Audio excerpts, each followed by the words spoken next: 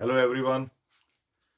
अपने school college के दिनों में पढ़ाई में मैं ठीक था, गुड था सब सब्जेक्ट्स में।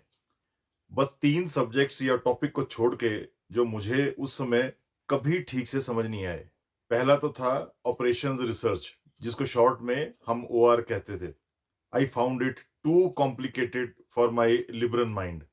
दूसरा था जायरोस्कोप्स, जिसको पढ़ते समझते मेरा दिमाग भी एक अनकंट्रोल्ड जायरोस्कोप बन जाता था।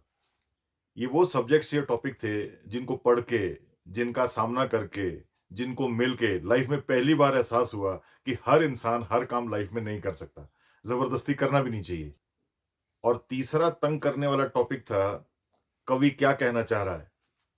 कुछ याद आया आपको?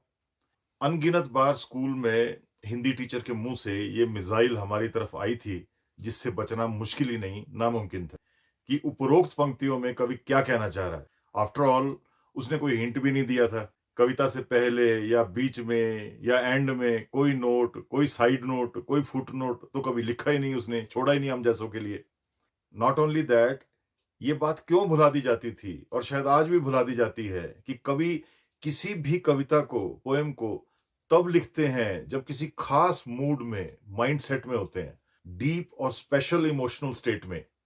जब तक आप या कोई भी पढ़ने वाला उसी मेंटल स्टेट के आसपास की स्थिति में ना हो, तो उसको कैसे पता चले, समझ आए कि कवि क्या कहना चाह रहा है। खैर, आप सोच रहे होंगे कि आज मैं ये सब आपको क्यों बता रहा हूं, क्यों डिस्कस कर रहा हूं। वो इसलिए क्योंकि सालों बाद ये सब्जेक्ट, ये मेटाफर कि कवि क्या कहना चाह रहा है, मेरे सामने एक बड़ी जबरदस्त लाइफ फिलॉसफी बनकर उभरा।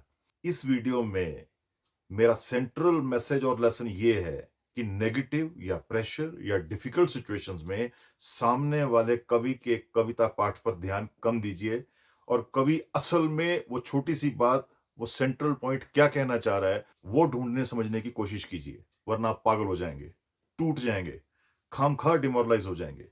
जितनी बात है, बात को बस उतना रहने दो। कहने वाले के स्पेशल इफेक्ट्स को इग्नोर कर बस मुद्दे को समझो। जैसे वो थ्री इडियट्स फिल्म में डायलॉग था कि बटर पनीर पर कंसंट्रेट करो। अगर आपने ये पिक एंड चूज टेक्निक अपना ली कि आप हर सामने वाले की बात को फिल्टर करेंगे जहां तक हो सके, सिर्फ उस बात को एक्सेप्ट करेंगे जो आपकी समझ में आती है, जिससे आप इत्तेफाक रखते हैं, जिससे आप एग्री करते हैं, तो आप कॉज एंड इफेक्ट के चक्र से, जाल से हमेशा के लिए मुक्त हो जाएंगे। अगर सामने वाला 10 में से एक बात भी ठीक कर रहा है, तो उसकी इस एक बात को मन ही मन मान लीजिए। ईगो प्रॉब्लम हो तो दिल ही दिल में मान लीजिए, भले ही शो ना कीजिए। पर बाकी 9 बातों को जिससे आप सहमत नहीं हैं, उन्हें फॉर द टाइम बीइंग आप इग्नोर कर सकते हैं या इश्यू को पॉज या पार्क कर सकते हैं। खुद से मन ही मन में ये कह सकते हैं कि देखेंगे, कोई भी दूसरा व्यक्ति आपको, आपके फ्यूचर को, आपकी रिएक्शन को, बिहेवियर को कंट्रोल नहीं कर पाएगा। सभी इंसान अदृश्य कवि होते हैं। लाइफ कोई क्लासरूम नहीं है। यहाँ आप खुद ही स्टूडेंट और खुद ही टीचर हैं। आप पर कोई कंपल्शन नहीं है कि हर कवि की कविता को सुने या समझें। अपने आसपास के करोड़ों कवियों को आप कविता पाठ करने से रोक नहीं सकते, पर उनको बिना रोके टोके आप अगर सिर्फ इस बात तक खुद को लिमिट कर लें कि मेन मुद्दा क्या है, कवि घुमा फिराकर क्या कहना चाह रहा है, तो ना केवल आप अपनी लाइफ का दुख कलेश मिटा सकते हैं, बल्कि अपनी लाइफ के कोलेक्टरल डैमेजेस को रोक सकते हैं।